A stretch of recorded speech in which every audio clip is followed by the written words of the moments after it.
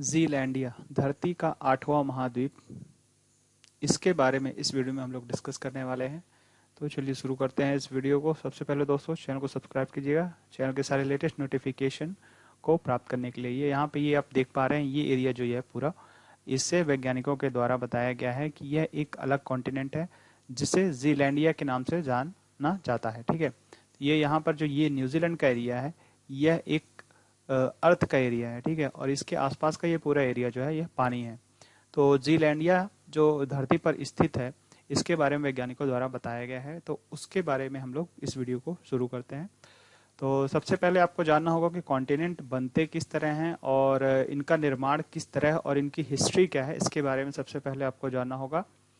तो यहाँ पर आप देख पा रहे हैं करीब प्रीमेनियन एरिया में करीब 250 मिलियन ईयर्स हो, 250 मतलब करीब 25 करोड़ साल पहले की बात है। ये यहाँ पर देख पा रहे हैं पृथ्वी का जो एरिया है, ये से पेंजिया कहा जाता था। ठीक है, तो पूरे जो अर्थ का जो पूरा एरिया है, जो कि पृथ्वी में जो हार्ड सरफेस है, वो पूरा एक एक था, मतलब पूरी तरह से जुड़ा हुआ था।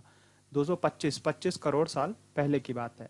फिर उसके बाद 200 मिलियन मतलब करीब 20 करोड़ 5 करोड़ साल बाद क्या होता है कि ये दो भागों में डिवाइड हो जाता है, एक लोअर एशिया, ठीक, और एक गोंडवाना लैंड, ये दो भागों में डिवाइड हो गया।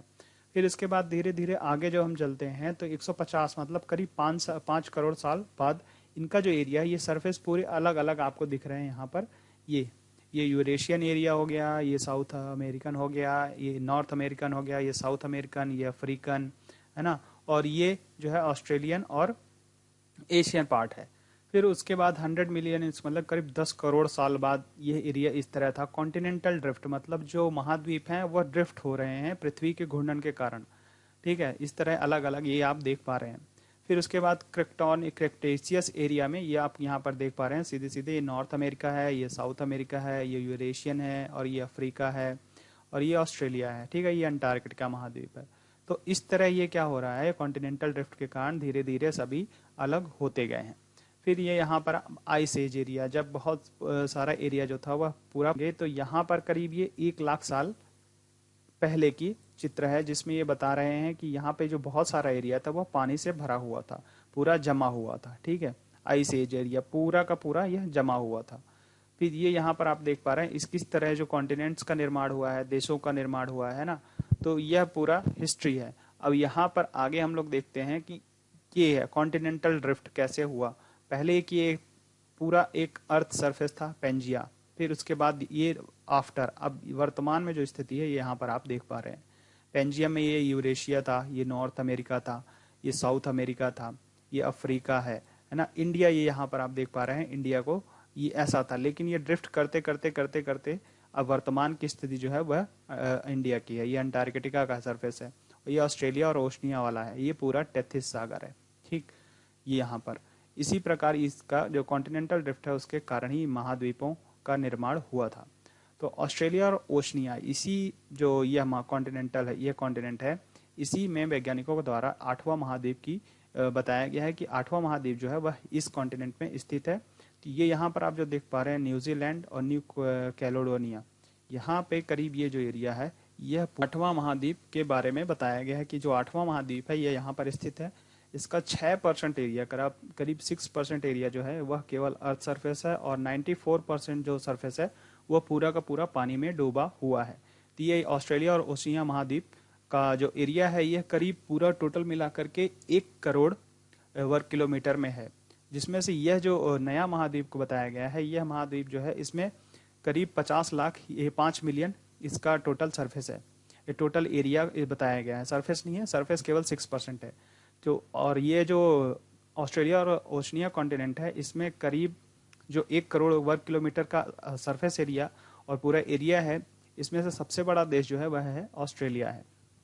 अब यहाँ पर आप देख पा रहे हैं ज़ीलैंडिया। ठीक है, इससे पहले वाले मैप में आप देखेंगे कि ये ऑस्ट्रेलिया है, ठीक, और ये ज़ीलैंडिया, ये न्यूजीलैंड, ये देख रहे हैं आप, यहाँ पे है, ये न्यूजीलैंड है, यहाँ पे न्यूजीलैंड है, और ये ऑस्ट्रेलिया का है। अब इसके आगे वाले चित्र में आप देखेंगे ये जितना ये सर्कल आपको दिख रहा है पिंक कलर में, ये पूरा का पूरा एरिया जो है यह बताया गया है कि यह ज़ीलैंडिया का एरिया है। ठीक, इसमें 6% का एरिया जो है वह केवल सरफेस है, और बाकी का जो 94% एरिया है वह जो है पूरा का पूरा पानी में डूबा हुआ है।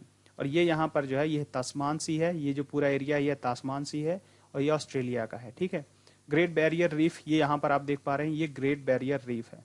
ठीक है, यहाँ पर आप देख पा रहे हैं कि ये यहाँ पे कुछ इंपॉर्टेंट फैक्ट्स दिए हुए हैं कि 94% जो एरिया है वह जो है अंडर वाटर है। और इसका जो ये महाद्वीप है इसमें 5 मिलियन स्क्वायर किलोमीटर का पूरा एरिया टोटल है। ठीक, 5 मिलियन मतलब करीब 50 लाख वर्ग किलोमीटर का एरिया इस महाद्वीप में स्थित है। ये न्यूजीलैंड है। ठीक, ये पूरा न्यूजीलैंड का एरिया है। और ये यहाँ पे न्यू कैलेडोनिया, ये न्यू कैलेडोनिया जो है यहाँ से लेकर के ये पूरा ये यहाँ तक ये महाद्वीप स्थित है। ठीक है, ये वैज्ञानिकों के द्वारा अभी वर्तमान में बताया गया है। फिर धरती का 8वां महाद्वीप, इसके बारे में अभी खोज शुरू हुई है कि इसके पहले से काफी दिनों से खोज चल रही है, इसके बारे में हम लोग देखते हैं। तो धरती पर सबसे पहले कितने थे? 7 महाद्वीप थे, लेकिन अब एक नई खोज हुई है। तो यह खोज बहुत पहले चल रही है, लेकिन अब इसे जो साइंटिस्ट उनके द्वारा पूरी तरह वेरीफाई किया गया है। तो धरती पर 7 नहीं 8 महाद्वीप हैं। तो जो यह है जीलैंडिया, ये 8वां महाद्वीप के रूप में घोषित किया गया है। तो 8वें महाद्वीप के अस्तित्व को लेकर के खुलासा हुआ है। तो अब जो है वैज्ञानिकों ने इसका नक्शा तैयार किया। जैसे पिछले नक्शों में हमने देखा कि उसके पूरे जो एरिया है, जो अंडर वाटर है और सरफेस एरिया है, उसको पूरे को सर्कल किया गया है वैज्ञानिकों के द्वारा। एक नक्शा पूरी तरह तैयार किया गया है और इसे बताया गया है कि 8वें महाद्वीप के रूप में इसे दर्शा दिया गया है। फिर इसके मुताबिक धरती पर अब 7 नहीं 8 महाद्वीप थे, जो कि यह जो महाद्वीप था यह काफी साल पहले, करीब 2.5 करोड़ वर्ष पहले क्या है, पानी में डूब गया था। तो यह समुद्र में डूब चुका था 8वां महाद्वीप जो था। फिर 8वां महाद्वीप जो जीलैंडिया है, इसके बारे में क्या स्थिति थी? तो इस नक्शे के मुताबिक बताया गया है कि यह जो 8वां महाद्वीप है ऑस्ट्रेलिया से दक्षिण पूर्व की ओर न्यूजीलैंड के ऊपर था। जो ऑस्ट्रेलिया महाद्वीप है उसके दक्षिण पूर्व, ठीक है, साउथ ईस्ट में न्यूजीलैंड के ऊपर स्थित था यह, लेकिन यह पानी में डूब चुका था, तो समुद्र में समा गया। इसका नाम जीलैंडिया है।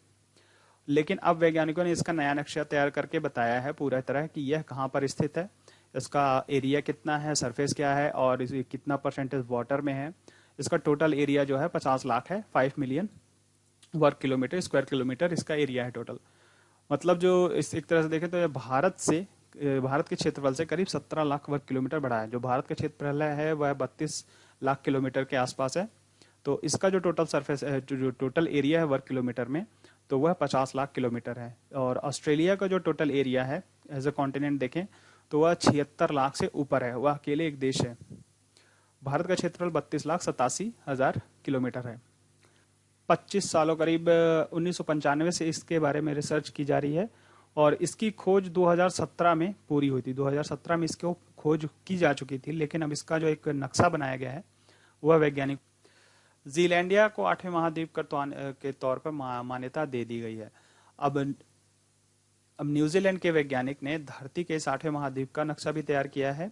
और जो यह वैज्ञानिक है वह कहाँ के हैं? तो न्यूजीलैंड का रिसर्च इंस्टीट्यूट है जीएनएस साइंस। जीएनएस साइंस जो है वह न्यूजीलैंड का रिसर्च इंस्टीट्यूट है। ठीक, तो इसके द्वारा 1995 से इस पर काम किया जा रहा था। अब जाकर इंस्टीट्यूट इसका नक्शा भी बना दिया है और इसके द्वारा नक्शा भी जारी किया गया है। तो यह जो महाद्वीप था यह करीब 2.5 करोड़ साल पहले क्या था, प्रशांत महासागर में समा गया था, प्रशांत महासागर में डूब गया था एक तरह से कहे तो।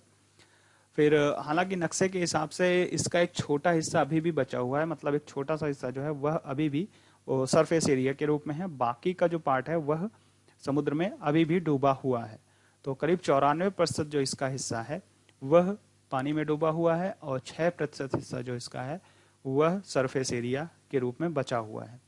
तो आज के समय में यह न्यूजीलैंड में है इसका एक, और न्यूजीलैंड के ऊपर और जो ऑस्ट्रेलिया उसके साउथ ईस्ट के ऊपर का हिस्सा और न्यूजीलैंड के ऊपर का हिस्सा जो है वह यह पूरा जीलैंडिया के रूप में वैज्ञानिकों द्वारा बताया गया है।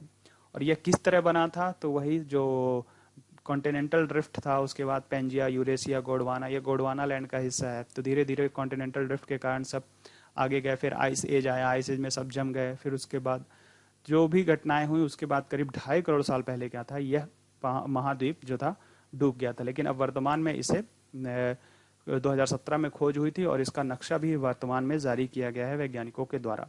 तो इसको ध्यान रखिएगा। न्यूजीलैंड का रिसर्च इंस्टीट्यूट जो है वह है GNS साइंस। 95 से इस पे काम कर रहा था 25 सालों से। अब इसे पूरी तरह इसके नक्शे को भी जारी कर दिया गया है और 2017 में इसकी खोज की गई थी।